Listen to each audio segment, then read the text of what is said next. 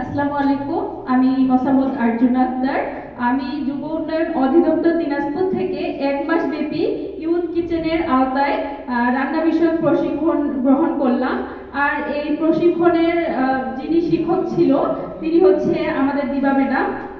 ওনার কথা না বললেই নয়, উনি আসলে আমাদের প্রতিটা রান্না হাতে কলমে শিখিয়েছে, কিভাবে আমরা পরিবেশন করব, কিভাবে একটা খাবারকে আমরা সবার মাঝে দিতে পারবো, এবং একটা খাবারের যে আসলে আর্ট আছে, আমরা খাবারকে হচ্ছে সবসময় আর্টের দিক দিয়েও করব, যেহেতু আমরা যখন একটা খাবার প্লেটিং করব সেটা আমাদের কিভাবে পরিবেশন করতে হবে ওটাও একটা আর্ট। ম্যাডাম আমাদেরকে এটাও শিখিয়েছে।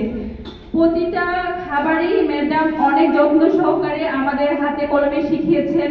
আমি আবারও ওনাকে অনেক অনেক ধন্যবাদ জানাই। সেই সাথে আমার সাথে যে আমার সহপাঠীরা ছিল, আমরা টোটাল 25 জন এই বেঁচে ছিলাম। আমাদের সবারই ব্যবহার খুবই ভালো ছিল। ম্যাডামও আমাদের প্রতি কোনো বিরক্ত ছিল না, আমরাও ম্যাডামের প্রতি কোনো বিরক্ত হয়নি। উনি আসলে আমাদের ভুলগুলো আমাদের বারবার বলে দিয়েছে যে এটা এভাবে হবে না, ওটা ওভাবে হবে। আমরা সব সময় যে কোনো প্রয়োজনে ম্যাডামকে কল হোক বা আদার্স হোক, যে কোনো যোগাযোগ মাধ্যমে আমরা সব সময় হচ্ছে ম্যাডামকে পাশে পেয়েছি। আমি ধন্যবাদ জানাই যুব উন্নয়ন অধিদপ্তর দিনাজপুরকে আমাদের এত সুন্দর একটা প্রশিক্ষণের সুযোগ করে দেওয়ার জন্য। আর হচ্ছে আমি চাই যে আমি যেহেতু একজন উদ্যোক্তা, আমি দেশের সাথে আমার সাথে যারা হচ্ছে এই কোর্সটা করলো তারা যেন একটা ভালো পর্যায়ে যেতে পারে। আর আমরা যদি একটা ভালো পর্যায়ে যাই, সেক্ষেত্রে আমাদের যুব উন্নয়ন অধিদপ্তরে যে টিচারগুলো ছিল ওনারাও অনেক বেশি খুশি হবে আমাদের এই চেষ্টা। এবং যখনই শুনবে যে আমরা ওনাদের হচ্ছে প্রতিষ্ঠান থেকে একটা কোর্স করে একটা পর্যায়ে গেছি, তখন আসলে ওনারা অনেক আনন্দিত হবে। এই বলে আমি আমার বক্তব্য শেষ করলাম।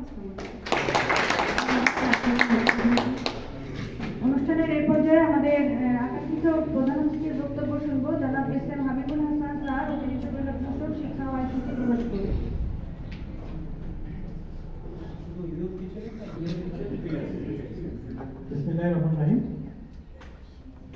ইউথ কিচেন এবং ফ্রিল্যান্সিং প্রশিক্ষণের সার্টিফিকেট বিতরণের আজকের এই শুভ দিনে আমাদের এই অনুষ্ঠানের সম্মানিত সভাপতি, আমাদের সুযোগ্য উপপরিচালক যুব উন্নয়ন অধিদপ্তর মহোদয়, উপস্থিত আরও যারা সম্মানিত প্রশিক্ষকবৃন্দ রয়েছে এবং যাদের জন্য এই আয়োজন, সবাইকে এই পরন্ত বিকেলে, শীতের বিকেলে সবাইকে শুভেচ্ছা জানাচ্ছি। সবাই ভালো আছেন তো? না,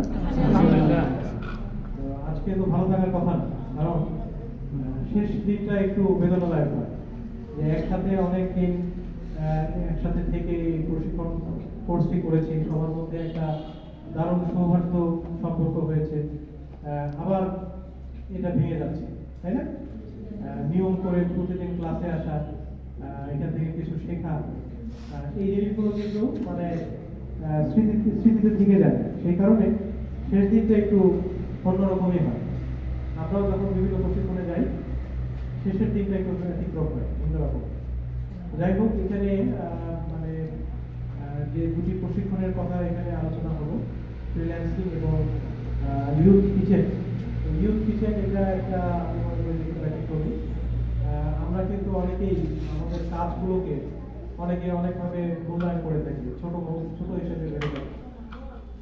মানে আপনি কি জানেন যে বিশ্বের সবচেয়ে জনপ্রিয় যে প্রফেশন, এটার নাম হচ্ছে শেফ। কারণ এই শেফ একদিন যদি স্ট্রাইক করে, পৃথিবীর বহু লোককে না খেয়ে থাকবে।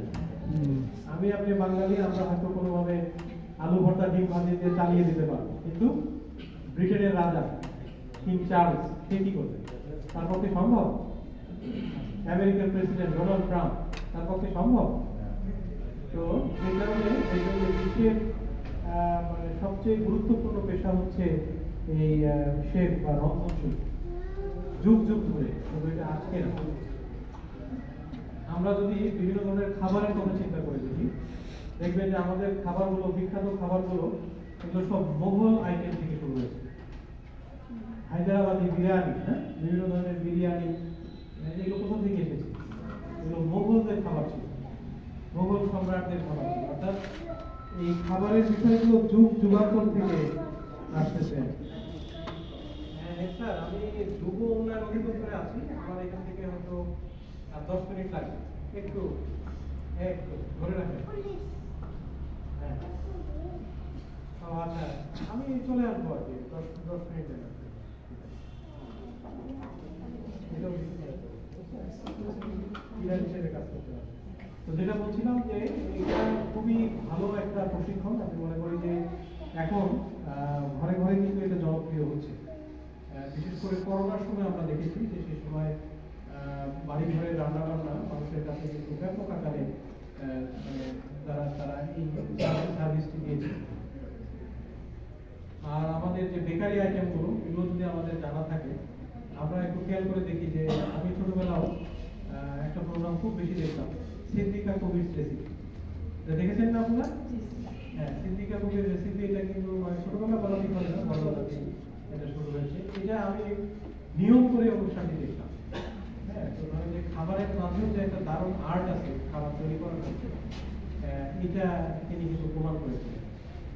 তো এটা দিয়ে এগিয়ে আসা যায়। ফ্রিল্যান্সিং তো আমরা জানি যে এটা মানে বর্তমান যে যুব সমাজ, আমরা যাদেরকে যুব শক্তি বলি, তাদের একটা বড় স্কোপ এখানে আছে। এই প্রফেশনের কিছুটা চ্যালেঞ্জও আছে। এখানে যে মানে সবাই ভালো করতে পারে ফ্রিল্যান্সিং এ তা নয়, কারণ ফ্রিল্যান্সার হতে গেলে আপনার ল্যাঙ্গুয়েজ জানা, আপনার কম্পিউটারের প্রোগ্রামিংগুলো জানা, আবার বায়ারদের সাথে আপনার একটা ভালো রিলেশন রাখা, সবগুলোই খুবই গুরুত্বপূর্ণ। তো তারপরেও যুব উন্নয়ন অধিদপ্তরের যে 1 মাসের যে প্রশিক্ষণটি, এটি যদি আরেকটু বাড়ানো যায়, আপনাদের সাথে আমিও একমত, যদি এটিকে আরেকটু বাড়ানো যায়, এটা নিশ্চয়ই সরকার এগুলো নিয়ে চিন্তা করবে বা করবে ভবিষ্যতে, তাহলে হয়তো ট্রেনিংগুলো আরো ফ্রুটফুল হবে। আর কোনো প্রফেশনকে, সবশেষে যেটা বলবো, কোনো পেশাকে ছোট বলে মনে করা যাবে না। আজকে যেটা আমি আপনি ছোট ভাবতেছি, এটাই আগামী দিনে একটা বড় কিছু হতে পারে। আপনারা যদি এই যে আমরা যেটা বলি যে মার্ক জুকারবার্গ, ফেসবুকে তিনি কোনোদিন ভেবেছিলেন যে তিনি বিশ্বের মানে শীর্ষ ধনীর একজন হবে এই অল্প বয়সে? তিনি কোনোদিনই ভাবেননি।